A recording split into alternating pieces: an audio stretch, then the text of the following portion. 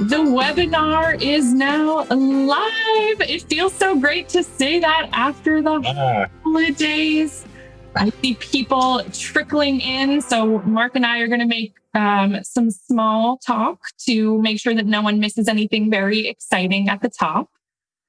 Mark, it's been a while since we had you on the lunchroom. It has been a minute, I think, since about the middle of November. So it's really happy to be back. I have missed you. It's been amazing to have all of our guest hosts. We had Emma and Sophie and some other folks on here. Right. I think maybe that was before your break, but it's been great. But it's great to have the formerly titular Lunsford. Yeah, no, it's really good to be back and to see everyone. And these weeks are usually so fun because we have so many shows happening and they're so jam-packed. And so these weeks have felt kind of lonely this year. So it's nice to have something to do today, frankly.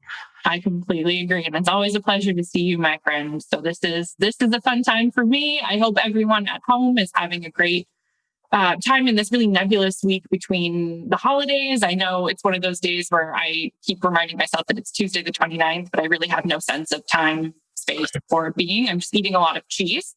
Which has been great. So no complaints for me on my end with that. I see some folks still trickling in, but I think I'm just going to go ahead and do my intro before I turn it over to Mark and before we welcome our special guest for this week.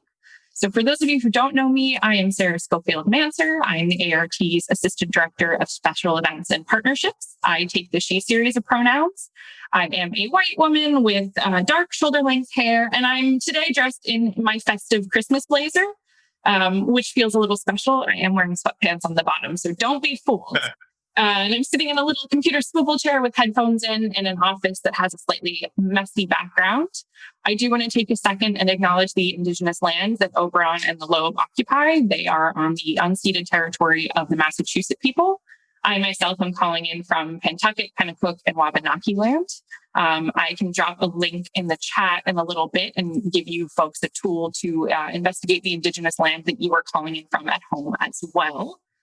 And without any further ado, Mark, I'm gonna stay on screen with you for a little bit, but for some more housekeeping notices. Of course. Hi, everyone. Mark Lunsford here. Take the He series. I'm the artistic producer here at the A.R.T. And really excited to be back with you today, and excited about our guest today. But also, it's thankfully or otherwise, we're coming up on the end of the year. And so I think this is the last time we're going to get to see a lot of you live on Zoom before the year is out. So I did just want to take a moment and thank all of you for your support of the theater this year, and of our local arts scene. It's been hard for so many folks in so many ways, and seeing the support that has come from our loyal sort of audience and donors has been really encouraging to us. And also just to say, it is the end of the calendar year. Your taxes are coming up, so if you still need a place to put some cash for your tax deductible donations, please think of us. Again, we're so touched by your support, and grateful for everything you've stood by us for in this year. Also, I need to plug a few things because we actually, as I said, we usually have a lot of shows live in person in these weeks during the holidays, but we do have a lot of things still up on demand. One of those things we're going to talk about at length a little bit later. But I wanted to just remind everyone about a few of our things that are closing this week and this weekend. First up, the Triad, the great piece by Anjimli Kayavani and Brandy Blaze, three incredible musicians here in Boston, and a performance from Oberon directed by our friend Summer L. Williams. That's closing on December 30th. So if you haven't got to check that out yet, please, now is the time to do it. It's really incredible. Jack and the Beanstalk, which has been such a success this year and has been so fun. Hopefully you got to hear Rebecca and Julia on the lunchroom earlier this month. That will be closing this weekend. So if you haven't gotten a chance with the little ones in your life to get together and watch that, please check it out. And then also, This Is Who I Am, a new play that we have partnered with amazing institutions, Woolly Mammoth, Playco, Oregon Shakespeare Festival, the Guthrie Theater, performed live on Zoom every night. And that's going to be closing this weekend as well. So please make sure you check that out. I've got links in the chat for all of the things that Mark is just very helpful. So if anyone wants to take a gander on your own time, you should have a link. Yeah. But I think without further ado, Sarah. It's my time to shine, aka go off camera. I will see you all later at our next lunchroom in the new year, 2021. Absolutely wild. We will be joined by Gypsy Snyder on January 5th at 12 p.m. You can register on our website for that. I'll drop the link in the chat after I go off camera as well. We hope to see you then. Just as a review and a refresher for those of you who are maybe joining us for the first time, Mark and our special guests are going to talk for about 45 minutes before we open it up for audience Q&A. So if you have any questions for Mark or our guest, please submit them using the Q&A feature at the bottom of your screen. Now, that is different from the chat feature. And if you've got any questions or concerns, you can feel free to private message me on here. So Mark, without further ado, I leave you. I will see you later. Have a great conversation. Great. Bye, Sarah. And Norm Lewis, can you come into the lunchroom? Join me here. Hi. How's it going? Great. Can you imagine if I just did that? Just like one word answers. Great. Wow. I was like, he's really playing against type here. What time is it? Okay. She said 45 minutes. Yeah. Okay. What do you want to know, Mark? Well, first of all, let's start with this virtual background. I'm such a jerk. Well, let me warm my hands. This is actually my it was a little chilly up here. And then, you see I've decorated my, my hand disappears. And it was one of those things. It's like I kept doing a lot of Zooms and I have this white background. And I was thinking, should I put something up to put behind me, whatever? Because I just have this one little space because my computer's a desktop. And so I don't know. I just wanted to change it up. Yeah, I feel that. I get so bad with the virtual backgrounds. I think it's because you're just staring into my living room. So they get kind of patchy. All of a sudden my couch will just show up in it. Well, your house is clean. So, I mean, barely. It's me and two other men, so it's not the cleanest house in the world. It looks good. Thank you. I'm so happy to have you here today, Norm, because we have known each other for a long time. Yeah, it's been quite a long time. During Porgy and Bess is when we met, which was my first show at A.R.T. Yeah, that's so wild. Guys, you just told me that, and I'm like, wow, because you were so good at handling so many projects and so many demands of that huge cast. We just kind of thought, you were kind of running the show, which you were, but you were probably pulling your hair out at night. I just saw Catalan. Hey, Catalan. Kathy? Yeah. I think that's what's going to be fun today. Yeah. A lot of old friends. Exactly. Yeah. I mean, it was to this day, meaning throwing no shade at any of the other amazing companies I've worked with, but that Porky and Bess cast is still deep in my heart. Yeah, well, and it's I guess you never forget your first. That's another thing too. You never forget your first. But it was such a great cast, and Diane Paulus was such a great leader with the knowledge that she gave us about the show, about the creators of the show, the Gershwins, and also there was a thing that Diane did with us that at first I hated. I was like, oh God, really? It was like this theater game. But it made us after we realized what it does, it makes you more cohesive. And it was basically a thing about telling each cast member, you had a moment to share your story within the community. And one of the number one things we got, especially when it came to reviews, was people kept saying they thought they were actually looking at this community of people, which was such a triumph for us because that's exactly what we were going for. Yeah. There was such a big moment there too, because you had Deirdre Murray and Susan Laurie Parks in this mix as well, right? And I feel like you all were trying to, as Diana's want to do and many others, you were really trying to sort of dig in a new way or come into this piece in a new direction. And I wonder what that was like for you holding a title role, you know, really trying to like re-examine this revered piece of American music theater history, opera history. Yeah. No, it was great. And also the fact that they had given us so much to put into our wheelhouse for subtextual context and things like that. I had been in the show years ago when I lived in Orlando. I was in the chorus of the opera. And, you know, the music is lush and beautiful and all that kind of stuff. But what we were trying to figure out was how are we going to make this a musical theater piece for Broadway? Because obviously you can't have a 3.5-hour show unless you split it up and have it 2 nights or something. Right. And also you can't have people singing that high and that hard every 8 shows a week. So, you know, we had to work something out. And, you know, with opera, there's a lot of recitative that, you know, hey, this coffee cup is great. It's great. It's hot. It's great. It's great. Instead of just picking it up and going, you know, and then that takes off 15 minutes. So it was wonderful to work on that. It was wonderful to kind of dig into such a historical piece. And the fact I never thought that I would play Porgy. I thought that was always going to be an operatic baritone playing that role. So I was honored to be picked for that. And I was also with David Allen Greer and Philip Boykin, you know, and having to interact with them. And then there's, I forget her name. Oh, Yeah. Oh, God. Who was it that played Bess? I'm sorry. Big break. It was her big break, right? Relative unknown. It'll come back to us. But anyway, I got to work with her because she was wonderful. She was a wonderful person to work with. You know, it's funny because I said Emily Wilson put Audra. I know Emily. And Mary, I love that. They're like, God, no. We might have just bring like the Audra beehive against us. Totally.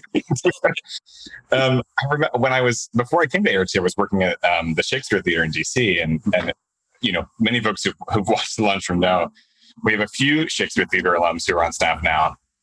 But at the time in particular, I was with my good friend Noreen, who's the chief development officer at A.R.T. And she was like, okay, let me get this straight. So you've never been a company manager before, but you're going to company manage a pre-Broadway Porgy and Bess, directed by Diane Paulus, starring Norm Lewis, David Onger, and Audra McDonald. And I was like, yeah, that's about right. Yeah, I got this. It's going to be a blast. My name is Mark Lunsford. Come on, as important. No, I think what always struck me too about that group is that, you know, because Porgy and Bess was originally an opera, there were so many people from so many different sort of vocal traditions in the group that just had such different instruments that made this sound that was just knocking people over, you know? Yeah, it was glorious. And, you know, mentioning Philip Boykin again, he was an opera singer, or is an opera singer. He's performed on opera stages around the world and also has done a lot of musical theater. But that booming voice to just, you know, I think he's even played Porgy before. I think he's played Crown and also Sport and Life. I for some reason, I feel like he's played a lot of the male roles in the show. But he had an understanding from that perspective. And then when he got into this particular project, every day I would see him sitting in the audience when when we were rehearsing and just like in awe and a couple of times weeping because he was like, I finally understand this show and to be working in this. And I told him, I said, dude, New York is not going to be ready for you. I said, you're going to be so powerful. And, you know, not that because I said it, but, you know, he got a Tony nomination and then he's gone on to other glorious roles on Broadway. So I'm just so proud of him and so honored that I got a chance to work with him. But yeah, you're right. Then we had the married couple, Puma and AJ Sojola. And they were the honeyman and she was the strawberry lady. And I just remember my sister coming to see the show in Boston and on Broadway. And she said that moment, because, excuse me, was a very quiet moment. And AJ's voice, Andrea's voice, like just looming in that quiet moment. Just, she said, that's the most memorable part. That's her favorite part every time. Yeah. Well, it's hard for me to believe because, like I said, because it was my first show, it also means it's coming up on my anniversary at A.R.T, but that it has been 10 years, or at least, I guess in July of 21 will have been the 10-year anniversary of the first performance at A.R.T. Wow. Wow. Doesn't even seem possible, but it's very real. And there were some great memories from that show in particular. I remember that there was a hurricane starting to run, and Joshua Henry, I think it was in Long Pole, was referencing something about the hurricane coming. Oh, right. Yeah. And it just stopped the show. Yeah. It was sort of the last thing we were all doing before everyone was going to hunker down for the big hurricane that was coming to Boston. Right. Yeah. Oh my God. I forgot about that moment. Yeah. Yeah. Because we were all shut down. You're right. Man. Just so many things that, the universe just kind of put together for us during that summer. It was a great summer. Yeah. I also distinctly remember the last show at intermission, someone was like, Norm needs to see you in his dressing room. I was like, okay. So I ran down there and you handed me $20 and you were like, please go to CVS and buy me some clippers because I have got a beard.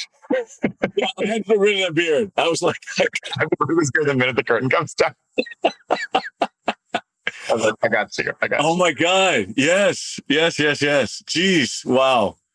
Well, it was just great to be. I had never been to Boston before that year. And it was, I'd heard a lot about the city and how wonderful it was and blah, blah, blah, and how beautiful it was. But I never got a chance to go and visit it. And I actually had a great double dipping that same summer because someone couldn't perform at the 4th of July celebration. So I got a call to be part of that. And I was the understudy. But I got a call to be part of the 4th of July. And that was awesome to sing with the Boston Pops.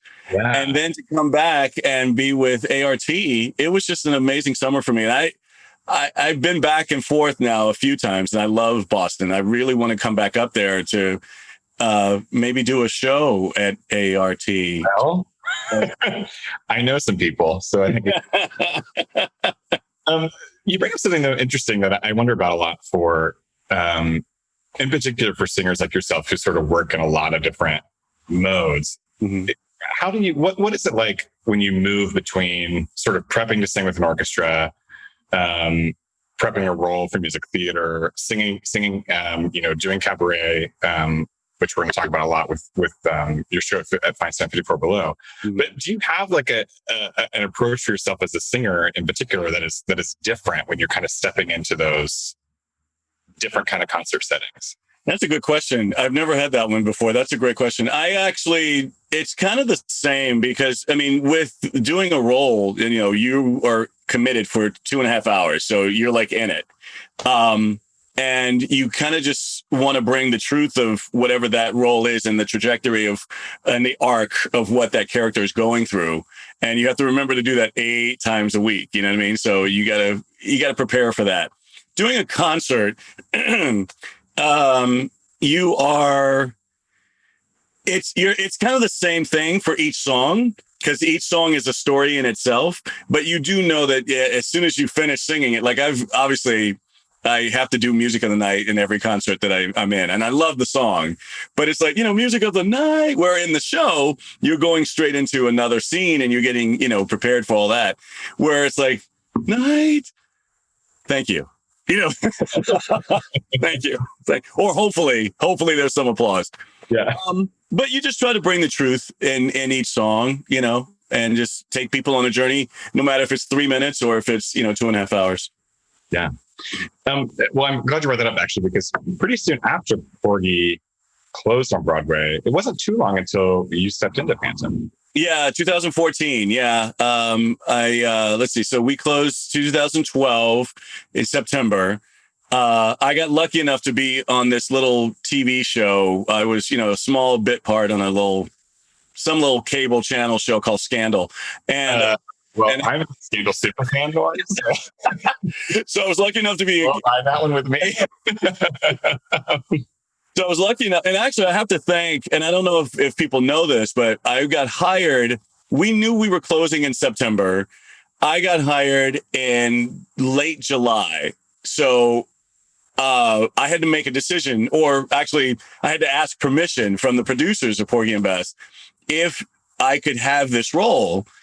and, leave the show early, or how, if we can work something out. And what the producers did for me, and I thank them so much, is that they said that I could do the show in LA, but I had to come back, So I would leave after the matinee every Sunday and I did this for like 6 or 7 weeks. I would fly to LA, stay in LA as long as they needed me, whether it be one day or the full 5 days, fly back to New York and do Porgy and Bess. And sing. Sing Porgy and Bess.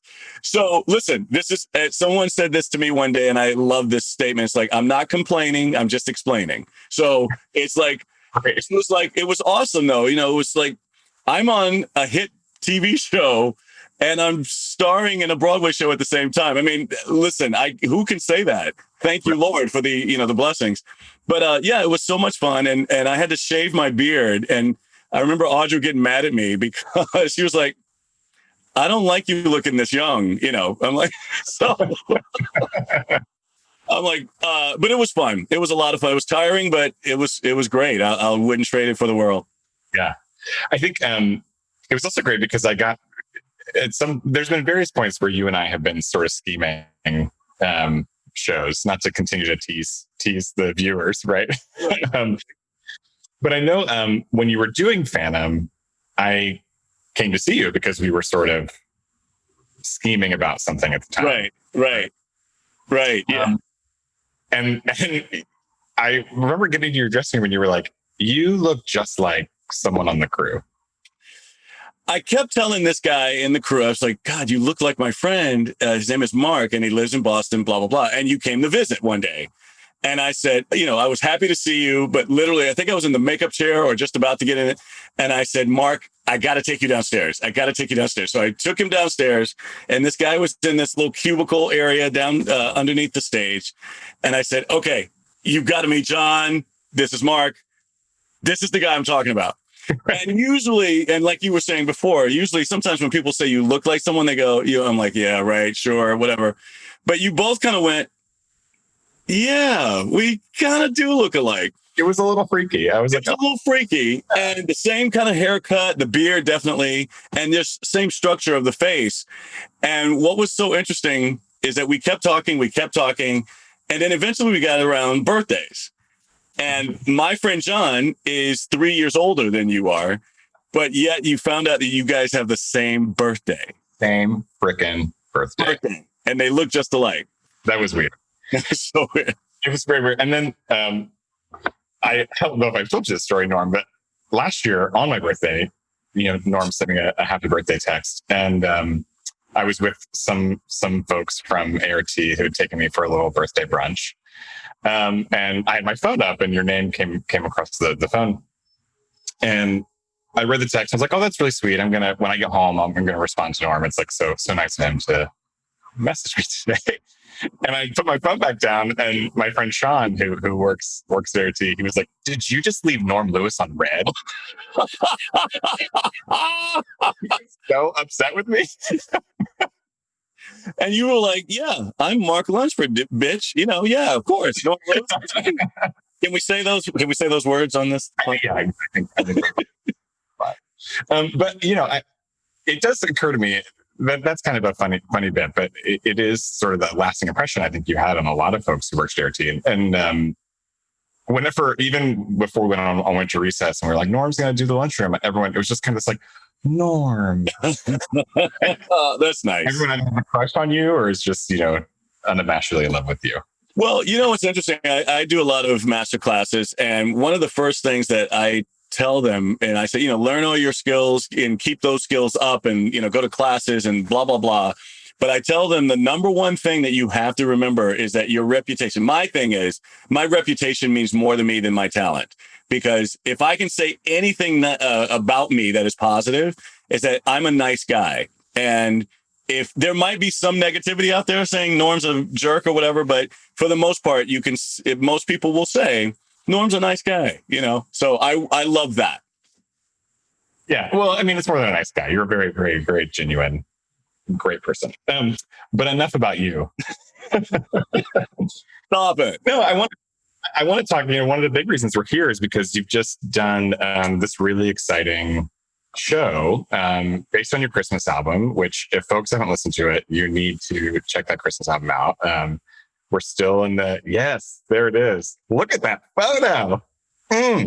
Oh, wait. So you can get it. You mean you can get it in vinyl and also a CD? What?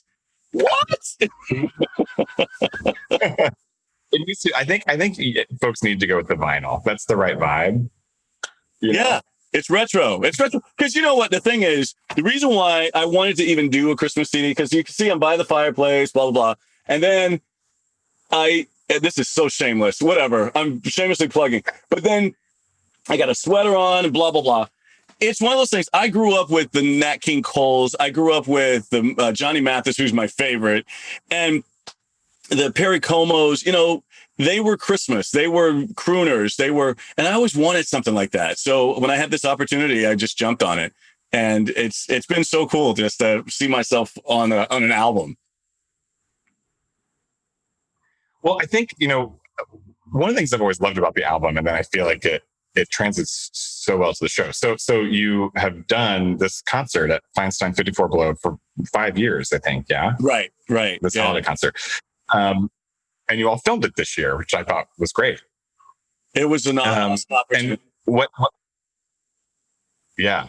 what really reads for me in that is there are these threads that even though it's a Christmas album, you sort of like do these great little music theater threads that maybe aren't necessarily Christmas songs, but just fit the vibe and fit the spirit.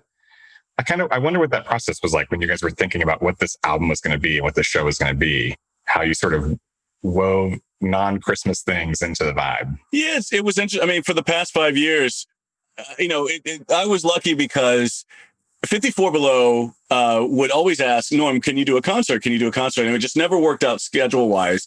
And then one time there was an opportunity 5 years ago or 6 years ago now that it was around Christmas. And it was like, oh, okay, fine, I'll do a Christmas show. And we dove right in there. And my director, Richard J. Alexander, who has just been so tremendous in helping me with this whole concert world, we just decided to create this vibe that it's not a show, it's not a cabaret, it's not a concert, it's a party.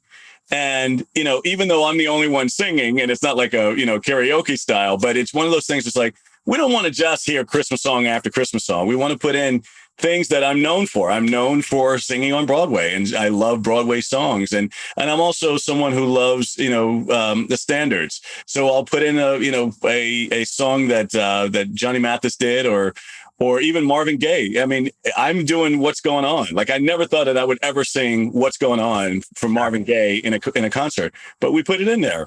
So I don't know. It's one of those things where we wanted you to be able to play this around Christmas, but we also wanted you to be able to play it any time of the year and, pick any of those songs, bring them home. It just kind of fits, like some people can't get home for Christmas, especially as artists or in musical theater. A lot of times we're committed to our schedules, so we can't do that. So singing that message kind of helps maybe a parent saying, please bring my child home. I don't know. It's we just kind of threw things in there that fit the vibe. No, I think that I totally agree. I mean, one of the things I've always loved about that album is that you do Home from the Wiz. Yes. Because I was like, that's a Christmas song. Sure, why not? And it's just such a great tune in general. Well, funny enough that you bring that up because, the first song on it is My Favorite Things, which a lot of people have always played as a Christmas song. I mean, I remember the Supremes, because that's what actually made me think about it. The Supremes, the original Supremes, had it on their album. So I always knew it as a Christmas song. I didn't know until later on that it came from the musical Sound of Music. It had nothing to do with Christmas. Oh, yeah. You know what I mean? Like, so it became that. It became probably one of the anthems of Christmas time. Yeah. One of the things I also really enjoy is that the Christmas songs that you do take on, some of them you've done some like really fun arrangements with, you and your team. Yeah. Like the Drummer Boy is like a kind of a bop, and your fun like Santa Baby rendition and the Rudolph arrangement with your cousin. Yes, we stole a lot of those, kind of, and the influence from them. Like, the Drummer Boy actually is partly a vibe that my amazing Joseph Joubert, the musical director and my friend, has put together. But he also works in conjunction with Broadway Inspirational Voices. And it's sort of a little bit of all of that as an influence. Definitely Santa Baby. You know, we had to make it more.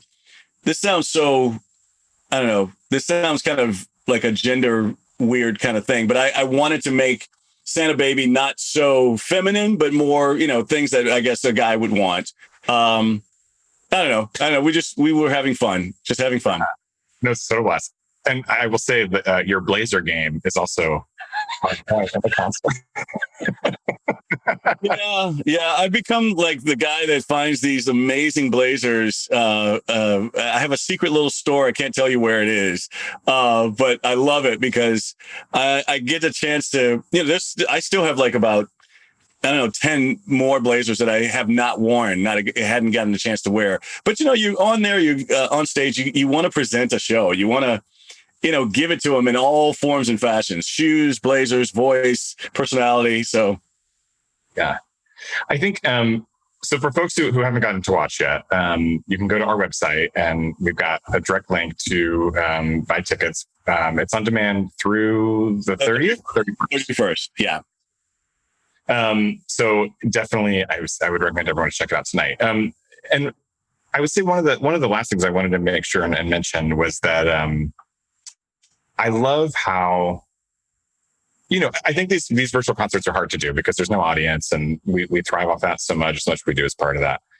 And I feel like there were so many things that you did to really warm it up, being in a room without an audience. And in particular, I loved your cousin being there. I loved the fan who has been every year to see you. You brought her on stage. Yeah. It felt like family was very forward.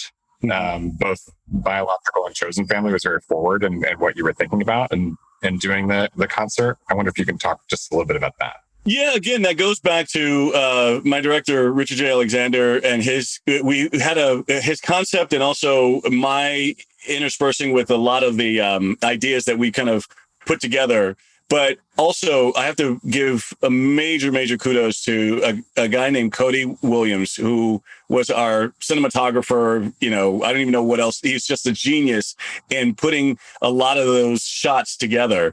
And he works at New York One with Frank DeLella, but he also works at Feinstein's 54 Below. But he was a genius in putting all this together.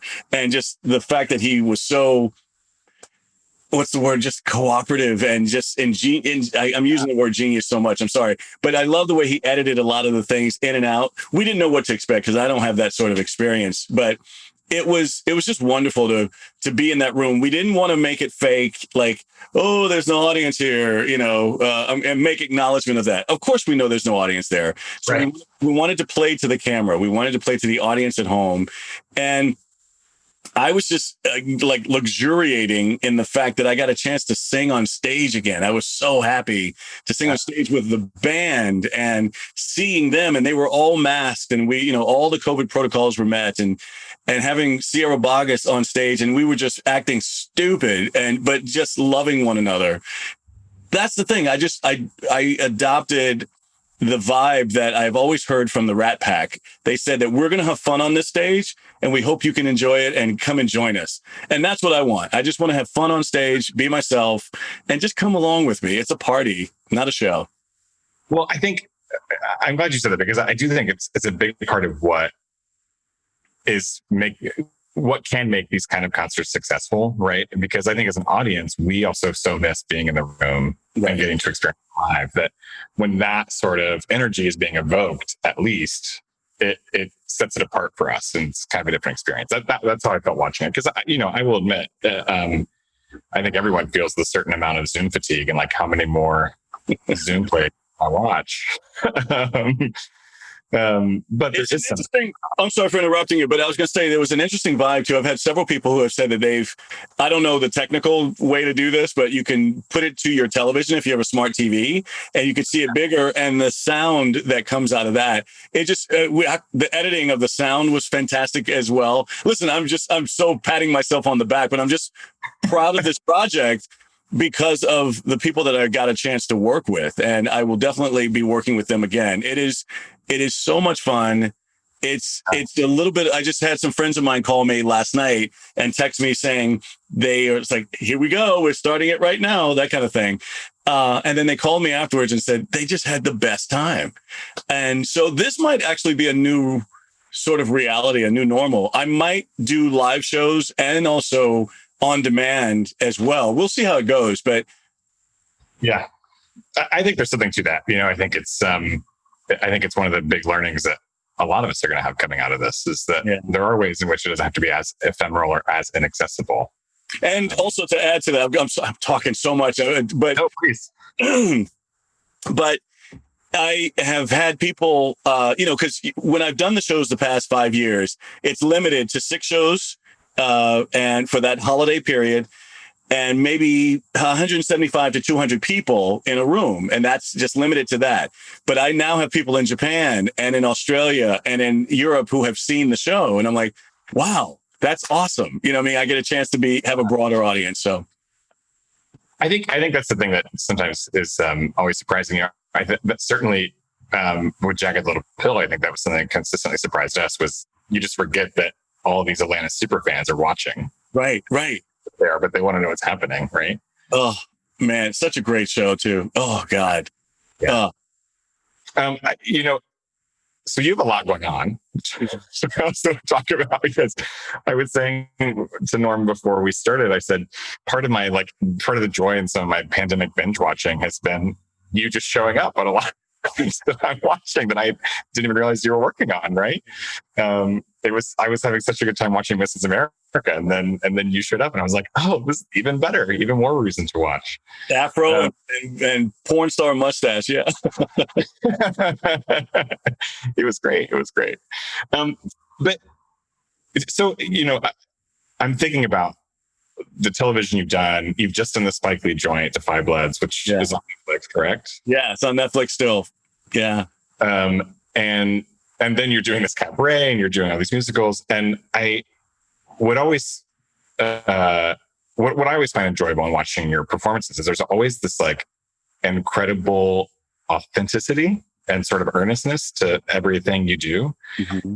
And I just wonder sort of your process as a performer, as an actor, as you're stepping into these characters, kind of what you feel like you bring that connects this through line into a lot of sort of disparate types that you're playing, disparate characters that you're playing.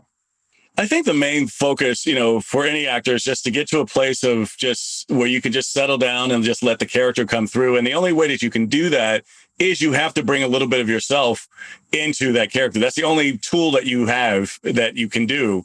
Even if you're portraying someone who is a real, actually a real person, whether dead or alive, you have to be able to be open enough with all the information that you've been given through the text and your research and all that kind of stuff, but bring that authenticity. But it's inevitable that you're going to bring Norm or whoever you are through that as well.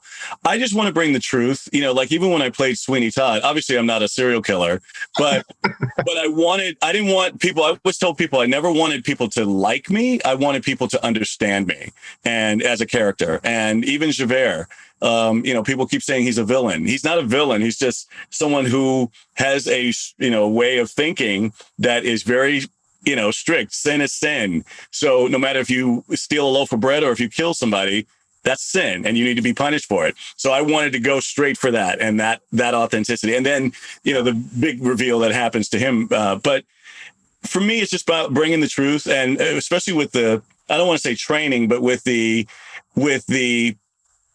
exercise or with the habit of doing 8 shows a week, you have to take people on a journey. It's your responsibility because you get paid a certain amount of money. They have paid a certain amount of money. So they want to be taken from the beginning, middle, and end of a show. Just like if you did it on Tuesday, you have to do it on Sunday. And that's always been my goal. It's just to take people on a journey and make them feel something. I feel like that's also, this is not even to say because I don't work in TV or film. But I think that is one of the things that translates so well for actors who've been trained in live performance on stage, is bringing that sort of, I don't want to say burden, but that responsibility. That you're feeling hours a week into that one scene, that one take, or that, knowing that might be the one. That's it. Yeah, exactly. Yeah, because even with the film, the what I've done on film, on television or film, like even in the Five Bloods, we shot the beginning scene of the movie at the end of the 3 months that we were in Thailand. So so you got to figure things out, but you got to have a great leader, and Spike definitely was. Yeah, I bet. So we have about 20 minutes left, and we've got a lot of questions showing up in the Q&A. So just a quick reminder to folks watching, if you've got questions you want to ask, pop them in. We're going to get to those here in just a moment. But one other thing I wanted to talk about was this organization that you helped found with a lot of your colleagues, called Black Theater United. And it's this list of just A-listers who have come together to really put a lot of power behind this organization, which is really exciting. So I wonder if you could talk a little bit about kind of the inception, and then I've got a couple questions just about the work that's happening there. Yes. Thank you for bringing it up. It was basically a childbirth from Audra McDonald and LaChance, because what had happened was the George Floyd incident had happened and the world was turned upside down. And so I just remember I saw a tweet, or I saw something on social media from LaChance saying, "Broadway producers, where are you? We need to hear from you. This is like, we haven't heard anything. This is something that's major, and we need to hear from you." And so they got together, they called their friends, and me, thankfully, being one of them. And we had a Zoom, and we just decided, let's do something. Let's, because I think people are going to look at us as the OGs of Broadway, especially the African-American OGs, and they're going to want some answers. They're going to want to hear from us. So we got together and started meeting every week and just saying, what can we do? And so we knew that theater was shut down, and we didn't know what we could do immediately for theater, but we knew that we were going to have to do something. Then we said, well, let's work on the macro of what's going on. And we started affiliating ourselves with the NAACP and Sherilyn Eiffel, and we had a town hall with her to talk about what we can do as a nation, what we can do as a community. And then we had another one with Stacey Abrams and her sister, and we wanted to deal with the fair count, and that meant the census. A lot of people are very scared to fill out the census, when, especially people in the the people of color communities, and specifically Black communities, don't fill them out, and the monies that are allocated to that area are never transferred. So it was important to get that information out. Also, fair count, and the voting, registration of voting, and also to encourage people to vote. We, as a 501c3, we can't tell you how to vote or who to vote for, but we can encourage you to vote. And that was our main focus. Dealing with theaters, we have had a lot of people reach out to us, producers, a lot of theaters around the country. So we've had conversations, and there will be some collaborations in the works. We're working on things right now to change a lot of diversity, not just on stage, but behind stage, and, in the management offices and in the casting, and just so we can have a voice and to make people think differently. And so we're just continuing that. And we're very excited because we have a strategic planner. We have people that we are going to be really working with and focusing on a lot of great stuff in the 2021.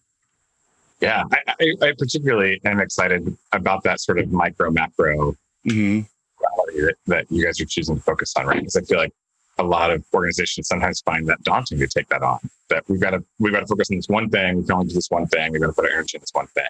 Right. It's exciting to see y'all sort of thinking in both directions and pushing forward on both fronts. Well, you have to have, you got to actually touch society in a different way as well to be able to focus on that micro of the niche of theater.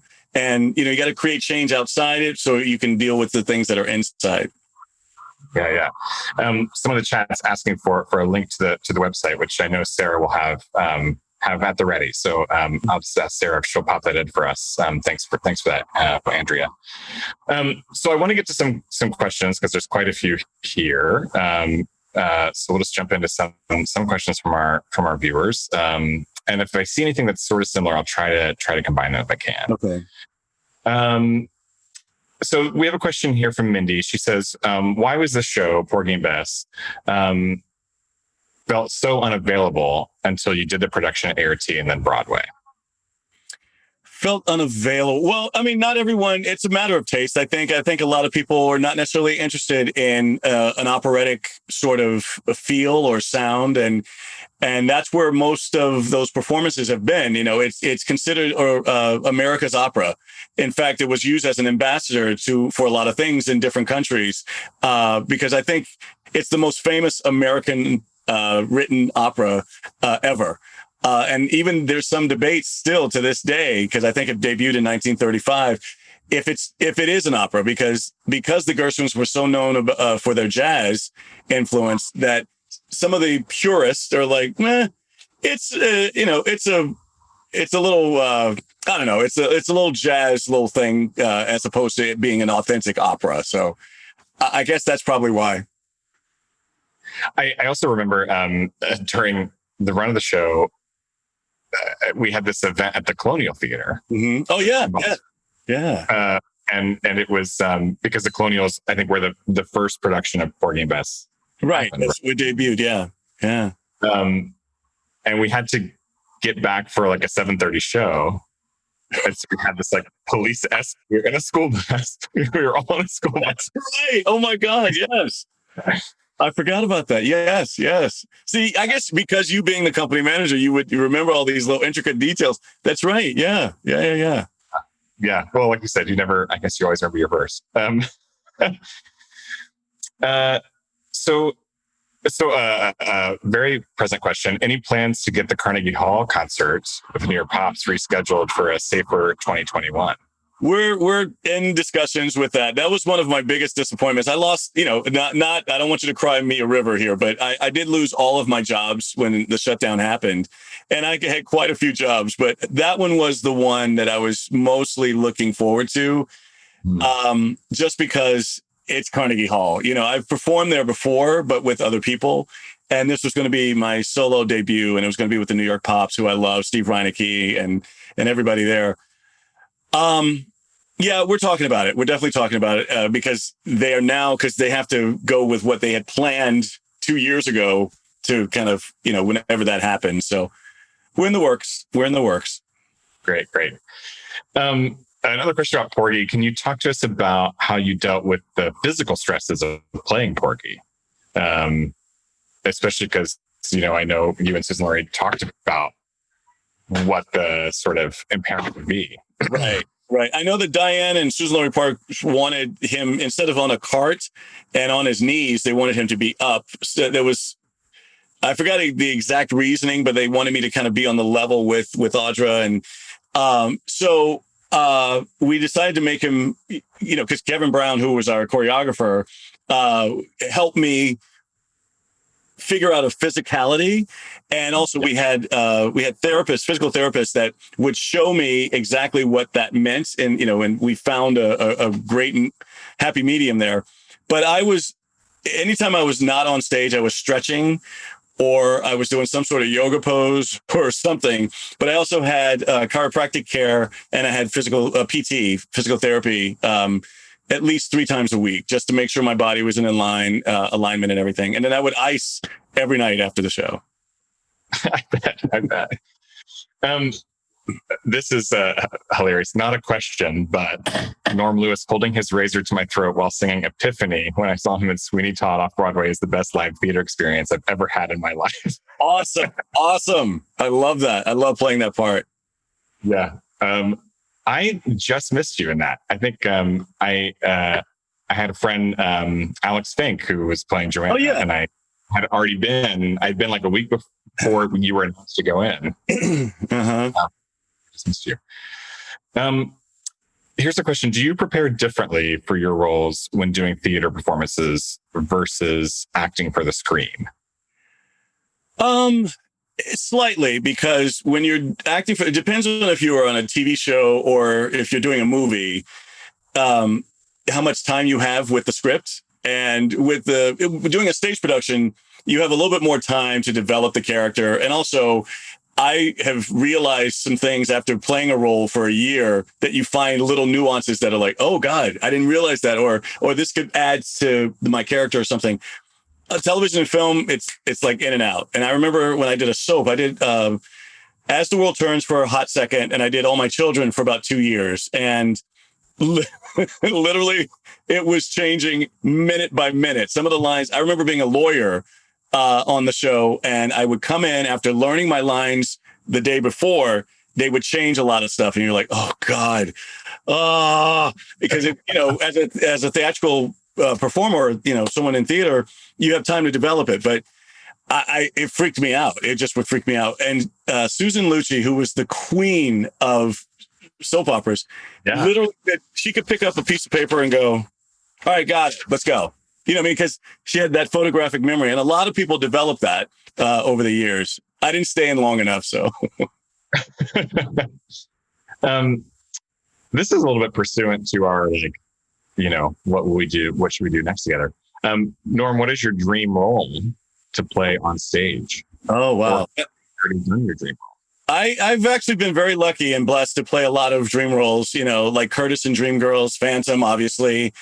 Bobby and Company, I got a chance to play that. What I am looking forward to now is the newer shows that there's a lot of great people out there who are Douglas Lyons, who is just blowing up the musical theater world with new stuff. And I would love to work with, oh God, I'm forgetting names now.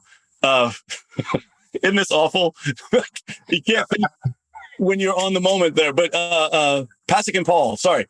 I'd love to do something with them. Oh God. So Jason Robert Brown. I mean, there's so many new things that they're working on that I would love to, maybe explore if they have a role for me. So yeah, I've been lucky. I've been very lucky to play a lot of my dream roles. It is a lot about the people too. Right. Most like you're saying, having collaborators who you like just fire with, and that together you can really create something that's really amazing that you might not even know yet. Right. Yeah. Here's a question. How do you think Porgy and Bess might be different if it were produced now? I don't know. I mean, I had such a great experience that I can't even imagine it being, I'm sure that there's some brilliant people out there, but we were you got to remember, Diane Paulus was teaching this class on Porgy and Bess for about a year or two before we even started the production. So she knew every little nuance that I think she knew when Ira Gershwin went to the bathroom in 1929. I mean, it was just these little intricate things that she knew, along with some other scholars, and the great collaboration of the team that we had musically, choreographically, if that's a word. Kevin Brown, who Evidence, he's in charge of Evidence Dance Company. He brought the choreography of the people at that time in the state and the city of where Catfish Row, and these African traditions that had filtrated into that community. So these were authentic dances. These were just not, hey, we're just going to make something up. These meant something. So it was such a great group. They would have to be really, really smart people to do Porgy and Bess better than what I think we did. Yeah, I would agree with that. I think that's Sorry, I'm being arrogant now, but I really had a great experience. I love it. No, I think that's true. I think, and it's one of the things that I think has always appealed about Diane's work and a lot of folks is sort of that reimagining or that new approach. What is the way to keep doing something and keep asking questions while you're doing it? Right. And I'm open to, listen, I'm like, even with this new West Side Story, I didn't see it, but I would like to, there were purists who were like, I can't, you can't do that kind of thing and blah, blah, blah. I would like to see it and just see where they, where they took it and what they wanted to, the message they wanted to present, because it is such an iconic piece and it's been so brilliantly crafted. I'm interested in seeing what Stephen Sondheim has for this new movie, because, that movie for me it left an indelible mark on my heart. I love even watching it now. I love the fact that, like, I didn't even know the stage production before I saw the movie. So for me to see the stage production and to see that only the women were singing America, that blew my mind, because I thought it was so brilliant in the movie. So the way that they changed that was awesome. To see the guys against the girls, in the movie made more sense to me than, I guess, because I saw it first. I don't know, but no, but that you bring up an interesting point too, because I think part of what we were talking about before with the digital, like moving our work to digital and how that can have greater reach, right? Like, I didn't really understand theater as a kid, but I knew West Side Story, and I certainly didn't understand that West Side Story was a stage musical before, because I knew it was a film. Right. My parents had me watch, so there is something, I think, that has been true and is even more true now about how we can reach deeper and reach out to sort of larger audiences than just in our own buildings. Yeah. I mean, I have said in this pandemic, I wish there was a way that, I don't know. You would have to go through so many laws, and you would have to, pay a lot of different people, but there's all the Broadway shows, I think, since I forgot how far back, maybe the 1970s or something, are archived at Lincoln Center Library. And they're just sitting there. And they're sitting there, but you have to get special permission to see them and the whole thing. If there were somehow to have a Netflix of Broadway shows, even back then, you would, like a membership program, like $6 a month. Again, you would have to figure out who was in the show, and then you would have to pay them and all that kind of stuff, and the musicians. And so it would be a lot of work. But God, would it open up a lot of, minds and hearts, and, because people in Iowa or, in South Dakota may not get a chance to come to Broadway and see that show, or just to see, help me out. Murder, She Wrote. Help me out. Oh, Angela Lansbury. Thank you. Angela Lansbury. To see Angela Lansbury in a show back in 19 whatever, you know what I mean? Like, I don't know. I think that would just be so amazing. No, I think that's so true. Look, even coming to A.R.T, part of the reason that I really wanted to come work here was because that's while Diane was doing the show Prometheus Bound. Mm-hmm, mm-hmm. But I never got to see, but was just fangirling about and like following it online as much as I could and taking in as much whatever trailers would come out or photos. And I was like, I need to go work there. And I just think even that sort of small exposure to a piece that can sort of excite people. Absolutely.